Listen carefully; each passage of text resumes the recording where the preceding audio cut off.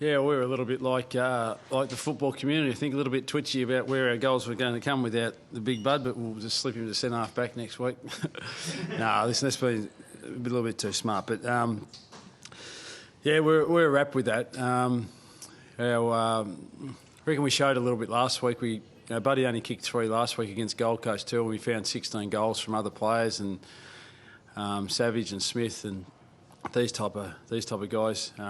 Bruce was really important for us still tonight. Bruce, even though he didn't hit the scoreboard, just the fact that he was more dangerous and the opposition had to take more notice of him this week. It opened up spaces for other players, and he still worked hard and just didn't go his way in terms of hitting the scoreboard. But it still played an important role for us. And same with Whitecross. We've just got some guys down there that just playing with some really good spirit and some really good attack on the ball and plenty of energy. So that was really pleasing.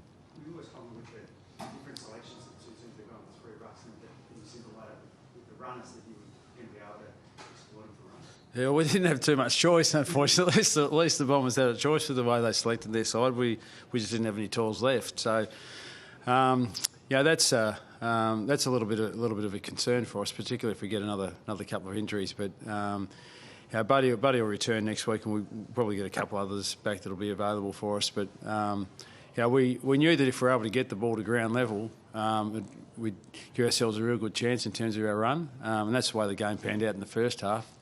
It became a little bit more of a battle in the second half, but the real hard work was done early in the game by our boys, which was good. Was that second quarter the best played before this year? Do you think you feel like the way the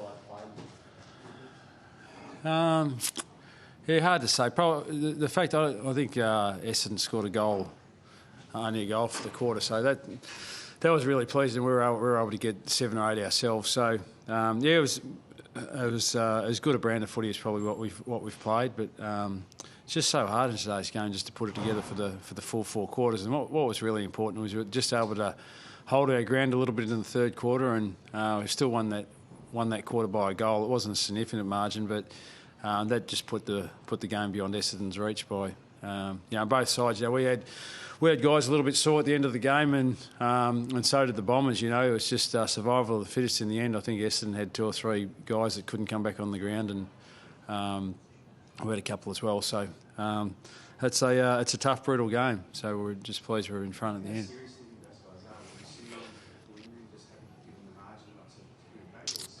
Yeah, a little bit.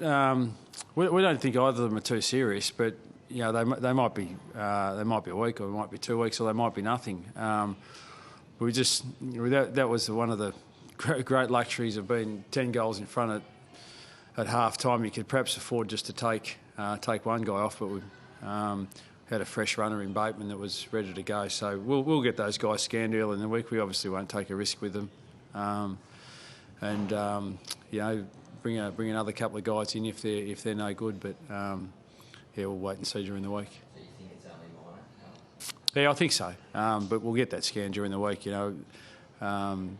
Just don't want to take a risk with those boys. They're 2 pretty important players for us. So, we'll be pretty conservative with it, and hopefully, if it's not too serious, they'll be all right to play next week. But if it's not, then we'll get them right for either Brisbane the next week or after our bye. The philosophy remains the same, doesn't it? Because you're out running your big guns tonight. If you were to be without reality, you'd still be preaching that sort of balance and shared sort of. Yeah, I think so. And that's what was pleasing tonight. We just had a real even contribution right across the board, and some of these guys they've been around our club for 2, 3, 4 years now are really starting to mature as players. Shields and Suckling and Savage and these type of guys. Though, whilst they're new perhaps to the football community, they're not new to us. They've been in our system for some time now, and just maturing in terms of their both physically and mentally. To be attuned with how you play the game from week to week at AFL level, and just take most blokes it takes 3 years, 4 years in a program before you actually get that confidence to know that you can play at the level, and that's been the case with a lot of those boys. Does the form of any of those boys surprise you Probably the amount of them that are all making really solid contributions and consistently doing it from week to week. You don't expect that. We've probably got 5, 6 or 7 of those lads that have all come into the side and played really important roles for us. you know, they've had little lapses here and there, but you know, they've become real integral parts of our side. And it's just energised some of the other players, and you know, we've probably got 4 or 5 others that are just waiting for a chance too. You know, Kyle Cheney's been as stiff as a dead man. You know, just waiting around for an opportunity, and he finally gets his chance again tonight and comes back into the side after playing a game against Fremantle 2 or 3 weeks ago, and unfortunately fallen out of the side because Buddy and Sav come back into the side. So we're just really pleased that these lads can come in and do a role for us, but. Yeah, we're going to need to have them all firing next week. We've got the Pies, and you know, they and the Cats, obviously the benchmark sides in the competition, will be a really good test for us to see where we're at as a footy club. That field, especially Hodgie, perhaps virtual tonight, and that allows you to compete with the top side, doesn't it? What was that? Sorry, Jay. Field kicking, it was lethal tonight. Just those kicks from down the field, set up everything else. You're going to reproduce that. I would like to think so, but yeah, I reckon the greatest strength of Collingwood's game is the way they pressure the ball carrier and squeeze you into their own half, and yeah, so that'll be the great test for us to see whether we've improved as a side, and you know, our lads will get an opportunity to play in the MCG against the reigning premier. You know, there'll be 70,000 or 80,000 people here, I'd guess, and that's just great experience for those lads, great exposure. I think there's mid 60,000 here again tonight, so it's great for our lads to play in front of big crowds and just really test themselves to see whether we can feature prominently at the end of the year. Yeah, Murph's just had a bit of a knock to his shoulder, so that's why Kyle came into the side, but yeah, he should be good as gold next week.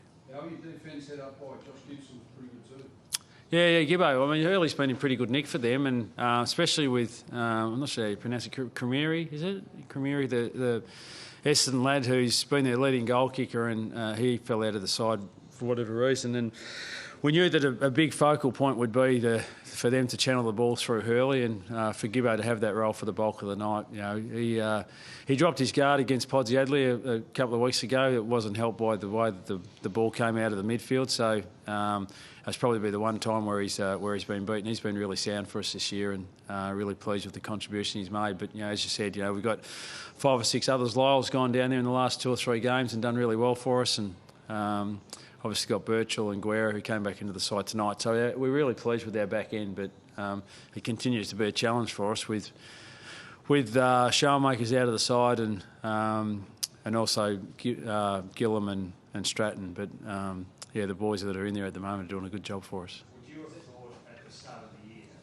having lost the amount of players you've lost, that those younger guys would be able to step up as a group as well as they've done? Oh, it's a hard one. We had high hopes for those young lads, and we went to.